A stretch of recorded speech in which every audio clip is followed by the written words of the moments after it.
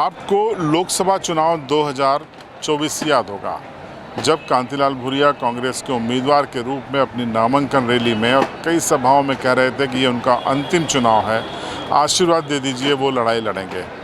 बदकिस्मती थी उनकी कि वो इस चुनाव को हार गए। तब कई लोग ये मान रहे थे कि उसके बाद से कांतिलाल भूरिया का कोई बड़ा पॉलिटिकल इंटरव्यू नहीं आया, वो उतने सक्रिय नहीं है। लेकिन आज एक नया डेवलपमेंट हुआ। नया डेवलपमेंट हो के बारे में हम आपको बताएं, उसके पहले आप सुन लीजिए कि नामांकन रैली 2024 के चुनाव में लोकसभा में कांतिलाल भूरिया का ये फाइल बयान। मध्य प्रदेश का मंत्री बनकर रहने का और यहाँ पे हमारे झाबुआ, अलीराजपुर और रतलाम जिले में मुझे आशीर्वाद देके हमेशा जिताते रहे और ये मेरा आखिरी चुनाव है। फिर आप लोगों के साथ हम लोग काम करेंगे, समाज सेवा भी करेंगे। ये कांतिलाल भूरिया आखिरी दम तक आपकी लड़ाई लड़ता रहेगा, आखिरी दम तक लड़ता रहेगा। चाहे भोपाल की लड़ाई लड़ना पड़े, चाहे दिल्ली की लड़ना पड़े, हम लड़ेंगे और हमारा अधिकार लेके रहेंगे। चाहे किसानों का अधिकार, नौजवानों के अधिकार, महिलाओं का अधिकार और हमारे प्रेस वालों का अधिकार, सबकी लड़ाई कांतिलाल भूरिया लड़ेगा। तो आपने इस बयान को सुना। अब आपको बताते हैं कि कई कांग्रेस के नेता कांतिलाल भूरिया को रिटायर्ड मान रहे थे क्योंकि वो 2014, 2019 और 2024 का लोकसभा चुनाव हार गए। लेकिन आज मंच से कांतिलाल भूरिया को ऊर्जा मिली, ताकत मिली, जब प्रदेश के प्रभारी हरीश चौधरी ने ऐलान कर दिया कि वो पूर्व केंद्रीय मंत्री तो थे, लेकिन वो अगले केंद्रीय मंत्री भी बनने जा रहे हैं। देखिए क्या कहा हरीश चौधरी ने। और 2009 से मेरे परिचित और लोकसभा में मेरे साथी आदरणीय कांतिलाल जी भूरिया, पूर्व केंद्रीय मंत्री आप लोग कह रहे हो, तो मैं इनको पूर्व केंद्रीय मंत्री नहीं मानता हूं। मैं भावी केंद्रीय मंत्री कांतिलाल भूरिया, जो भावी केंद्रीय मंत्री है, उनको सरकार बनाकर और केंद्रीय मंत्री बनाकर आप लोगों का अधिकार की ताकत आपकी कलम में रहना चाहिए।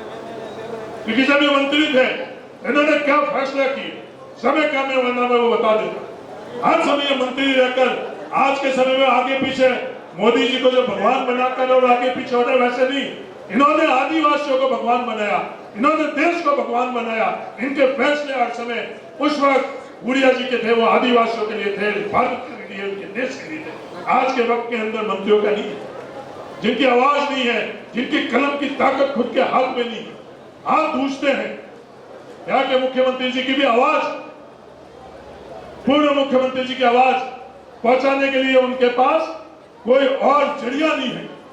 उनको भी इलान मस्क के जो एक्स, जो ट्विटर हैंडल है, उनके मार्फत से खुद की सरकार में अपनी भावना पहुंचाने के लिए कितने व्यूअर्स हैं। अब आपके मामा कितने व्यूअर्स हैं, मामा व्यूअर्स है या नहीं है? थोड़ी सी सीट गड़बड़, उस गड़बड़ सीट के लिए भी अपनी भावना को सुनने के लिए उनके पास केंद्र सरकार के अंदर कोई भी नहीं है। वो भी ट्विटर के माध्यम से, एक्स के माध्यम से उनको कहना पड़ रहा है। तो ये उन लोगों की हिस्सेदारी और भागीदारी है। और हमारे समय भूरिया साहब को आप पूछ लो, ये फैसले के अंदर सबसे आगेवान थे या नहीं? मनमोहन सिंह जी जब कभी भी फैसला लेते थे, भूरिया साहब को बैठा कर कहते थे, आप बताओ इन आदिवासियों के लिए, हक के लिए क्या फैसला ले सकता था? भूरिया साहब फैसले करते थे। उनको बताने के लिए, दुनिया को बताने के लिए वो ट्विटर एक्स की जरूरत नहीं रहती थी। उनको अपनी भावना, निर्णय में भागीदारी और हिस्सेदारी आदिवासियों के लिए कांतिलाल जी भूरिया ही बहुत। तो ये अपने को किस तरह की व्यवस्था बनानी है, इसका फैसला आप लोगों को करना है। तो आपने सुना हरीश चौधरी मध्य प्रदेश प्रभारी का यह बयान। और जब प्रेस कॉन्फ्रेंस हुई तो हमने ये सवाल कर दिया सिविल लाइव की ओर से कि कांतिलाल भूरिया क्या राज्यसभा या लोकसभा के माध्यम से जाकर केंद्रीय मंत्री बनेंगे, तो स्पष्ट कीजिए। उन्होंने फिर से गोलमोल जवाब दिया, लेकिन ये ज़रूर कहा कि वो जाएंगे। लोकसभा भी जनता भेजती है और राज्यसभा में भी जनता भेजती है, क्योंकि राज्यसभा में पहले जनता विधायकों को बनाती है और विधायक फिर अपना सांसद राज्यसभा का चुनते हैं। कुल मिलाकर उन्होंने ये साफ साफ संकेत दे दिया कि अगले लोकसभा चुनाव में कांतिलाल भूरिया उनकी पसंद रहने वाले हैं या पार्टी उनको केंद्र की राजनीति में सक्रिय रखने वाली है, ये उनके बयान से स्पष्ट हो गया। सर, भूरिया जी लोकसभा से जाएंगे या राज्यसभा से जाएंगे केंद्रीय मंत्री? भूरिया जी की लोगों की ताकत से जाएंगे। लोकसभा में भी लोगों की ताकत से जाया जाता है और राज्यसभा में भी लोगों की ताकत से जाया जाता है। दोनों के दोनों जो हाउस है वो लोगों की ताकत, लोकतंत्र के अंदर सबसे बड़ी ताकत क्या है? वो लोगों की ताकत है।